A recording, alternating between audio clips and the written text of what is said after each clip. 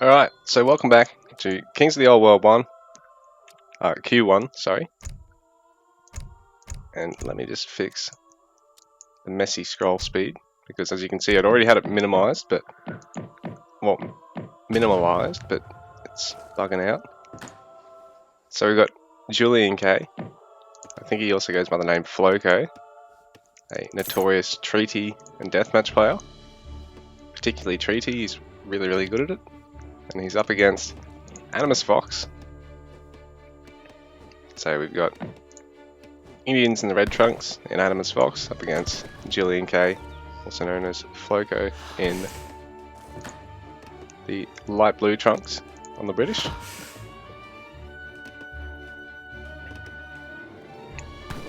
Got these guys facing off in their game one. Indian player able to make use of the double explorer start, so they can get a lot of scouting done.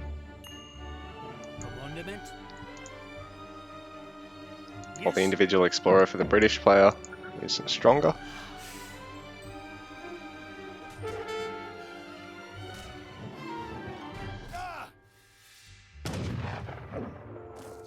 Julian even microing his explorer back to the treasure there, putting in all the effort. And will it pay off? He's going for a 2-house start. Ready, yes.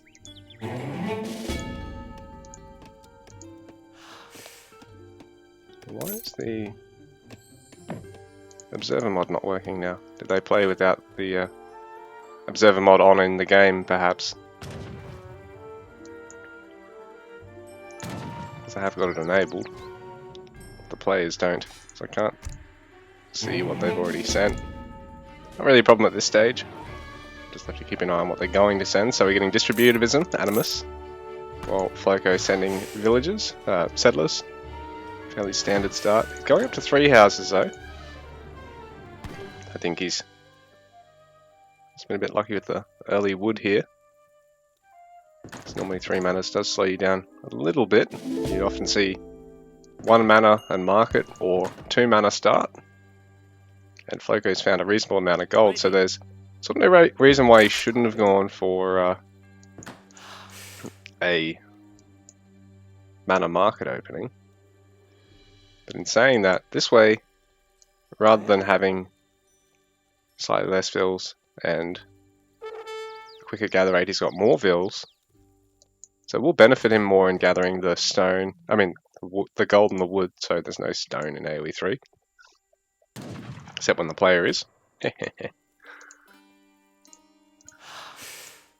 he's up to 18 vills. Animus is on 13 at the moment, so Julian's actually still managing to keep up in terms of resources here. In terms of his food, he's not really going to get any later of an exploration age. He's found a whole bunch of wood, so he could even go for the market now, or even cram out a 4th mana if he wishes.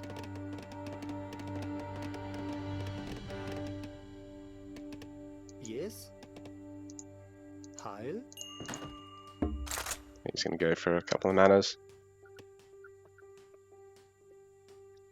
This gives him a little bit of vision. I mean, his opponent can always kill them, but I think they are slightly tankier than regular houses. On top of that, yeah, they give him the vision. He gets the villager out of them anyway.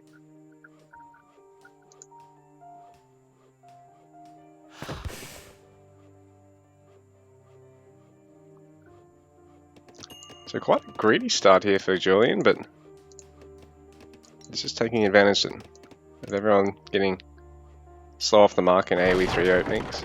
You know, there's no age 1 aggression at all. So provided he can initially defend here, and he's even going to wall up. Provided he can initially defend here, this will really pay off. He's already up to 20 vills, while Animus is on 15. Even though Animus is training vills while he's aging up, Floko is still trying to maintain that vill lead with the mana houses. And yeah, this walling is going to be really quite useful here for Floko. He's protecting both of his hunts and this gold mine. Bit of wood, all these manas. You can tell he plays Treaty and Deathmatch when he's opening like this in a tournament. And he's going to make it work, I think. Animus behind this is... I've missed Ecotex out of his market, actually. The annoying part is, because they're not playing with the Observer mod on, I can't actually see what text they've got. I've basically just got to guess based off the gather rates. I've actually got to check their home cities to see what shipments they've sent. Come on guys, you're making this hard for me.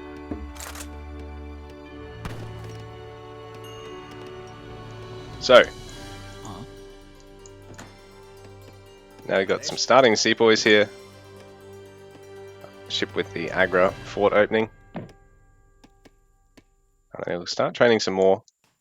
But Floko's walled off the short side, so Animus is going to have to take a long stroll round to get into his base, and this is going to give Julian plenty of time to actually get set up to counter this, because he's played so greedy initially with, let's see, up to 6 manas now?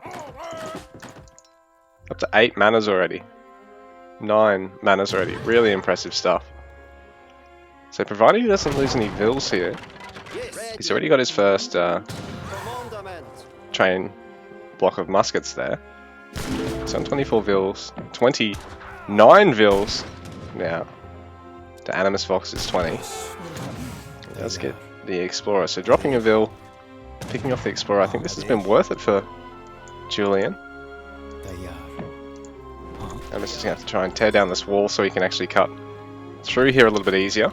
Won't take too long, but this will give Julian the time to start getting some of his own eco upgrades and catch up to Animus in that regard, as well as get some more musks in.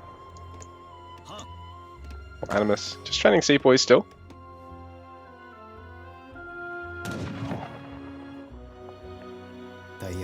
Doing that religious leader left there like that is a bit of a waste there for Animus. It's a lot of XP just to gift your opponent this early on. It's a consulate now for Animus. So he shipped sepoys, wood, and distributivism so far. Julian K, on the other hand, has shipped 2 sets of villages, and he's actually shipped 2 lots of wood.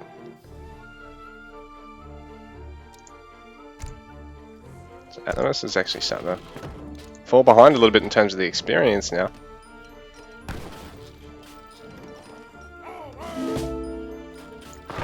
And he will tear down the wall and grab the mana as well, but Julian's prepared to just keep on walling, play a defensive game and just macro through this. He's played so greedy with the mana houses. He sort of stopped them for the minute. Adding a second barracks so he can go for massive muskets. Ready. I believe the sepoys are actually stronger 1-to-1. There are some Gurkhas now in the mix as well. So perhaps Julian might want to look at adding some longbows. He's getting a lot of wood again. He's going to have to maybe cancel that outpost or come back to it later.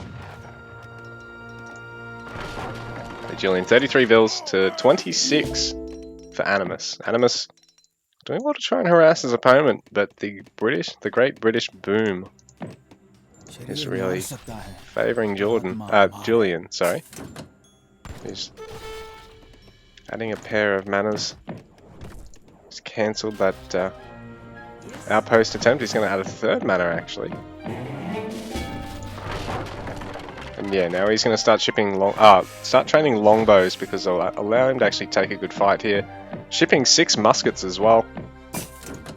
Animus in the meanwhile just training Gurkhas out of that Agra fort, and he's going to train his own muskets. He's getting the British Expeditionary Company. Animus trying to steal a treasure here off his opponent. A good idea if you're keeping pressure up on their doorstep and you want to, you know, keep your explorers or religious units with your army. The longbows Just the fact that they've got so much range is going to make it hard for even the Gurkhas to stick around here. Just got phenomenal range to make it very difficult to intercept British with infantry only, but the problem is they've also are a good civ to try and mass up the muskets on, so it makes your own transition to cavalry difficult.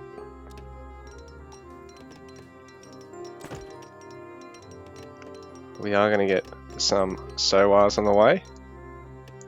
And some of those melee camels. I'm going to try and make a dent. But we've already got a stables added here for Julian. 39 vills. Defending well. Oh, there's a vill here for Animus that's going to get picked off. This is not great for him because he's down on the vill count despite being the aggressor in this game. So it's 30 to 40 in terms of the vill counts now.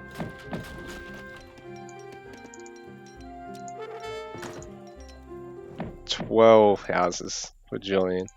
Man, if I get a little bit of time today, I'm just going to pick British and just build as many manors as I can, play as greedy as I fucking can, and just see how I go, because it seems to be faring Julian really well. Obviously he's a smarter player than me, but...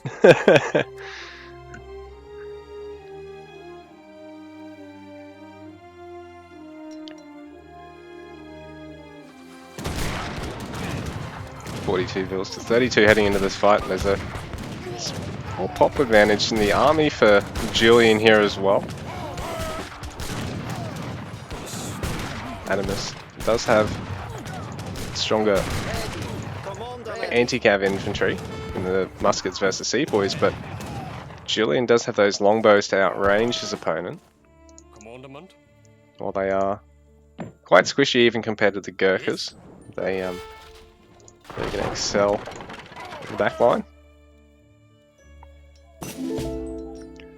Musket Grenadier shipment for damage. So now the muskets going to be a little bit stronger than the Redcoats and the Sepoys of Animus.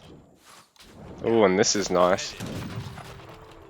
Julian's even going to try and pick off a unit or two. He's just going to want to bring back the longbows. The Animus is finding it hard to really make a dent in Julian's eco through all this. Julian has slowed the pace of this game early on down quite significantly with all his warring, and he's really just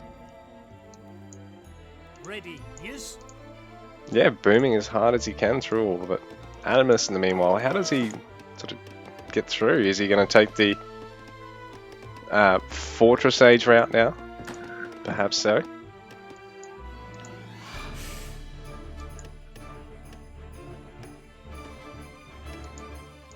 With both those Brahmin dead, it's going to be hard for Animus to keep working away at treasures. He's probably going to need to catch back up. Well, Julian honestly could probably just, you know, have his explorer start working away at these treasures back at home again. A little bit more in the bank. So now our players both just playing a little bit passively. Animus even warming up on the top side. Well, Julian, while he's got a tower here at the outpost, he's going to give himself intel and protect the villages. He hasn't got it walled off just yet.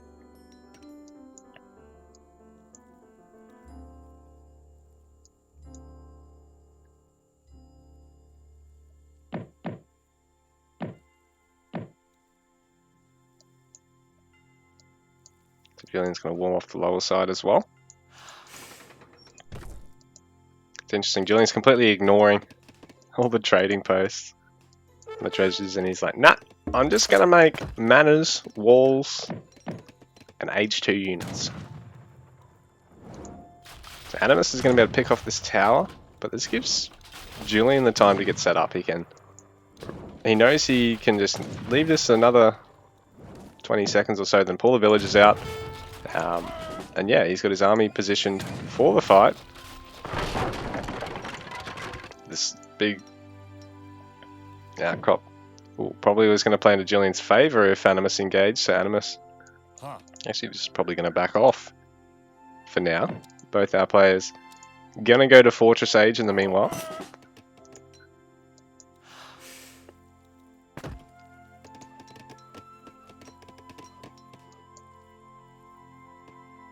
Longbow's just coming forward to see if they can pick off anything. But Animus already retreating. Another barracks being added here. Oh, so he's actually got, yeah, 3 barracks production. Julian obviously has stables, 2 barracks.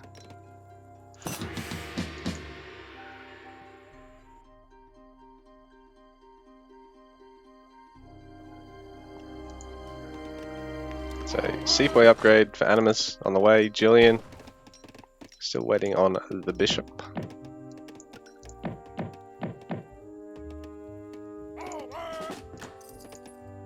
The worst part about the replays is you can't even tell what text they've taken.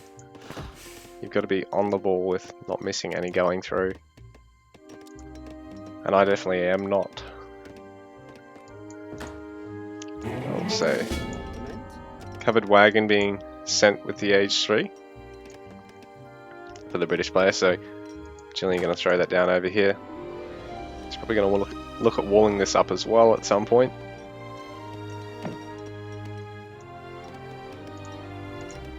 Or Shamanar Gate. This is going to allow the men Sabdar units. So there'll be 1 here for Animus. And what he does is he makes all the other Gurkhas slightly stronger. So he inspires all nearby Gurkha, giving him slightly more damage and health. Just giving them what they need to perhaps face off against these longbows. Or the muskets. Giving the veteran upgrade. Hussars getting their veteran upgrade.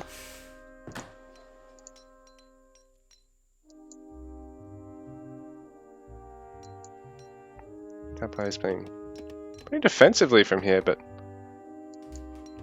judging by the replay, someone's going to have to get into someone's base soon.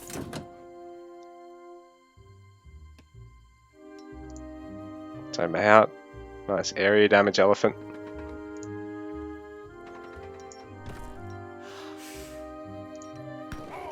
Bearing in mind, there's no healing for the Indians player. He's got them both inside his opponent's walls. Ooh, but I think Animus is going to be able to snipe this, but Julian's deciding to take out the Agra fort in response.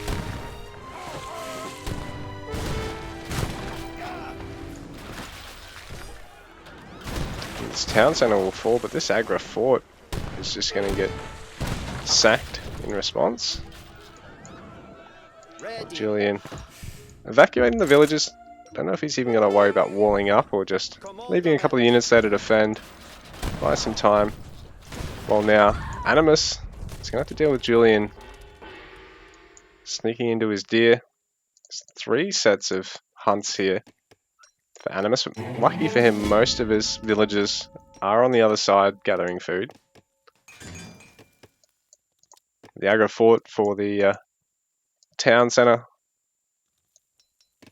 Probably a rough trade for Julian, really, but I think he's managed to boom so far ahead of Animus through all this and repel any early damage that he's ahead anyway.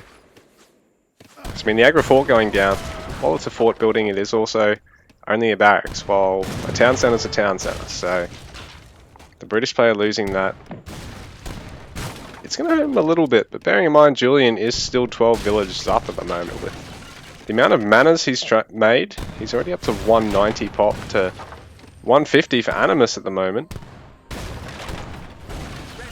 That consulate being torn down by the Falks. Almost even able to get a volley off there. And then they have running into muskets, the one unit that it doesn't want to be facing, the one infantry unit that it doesn't want to be facing. So Animus has got to find a way to defend this. He's got some of his sea jellies. These guys will be able to really eviscerate the falconets, but at the same time the longbows have just as much range as they do almost, so they'll be able to at least shield them. So both the falconets making it through this. Actually, it's going to be very tough for Animus now because Julian's falconets are just going to be able to deal so much splash. It's a great surround here for Julian, although the Hussar's mostly on top of the Sepoys, so he's bringing them back around to try and get on top of the Gurkhas. So Animus, what have you got, man? How can you defend this?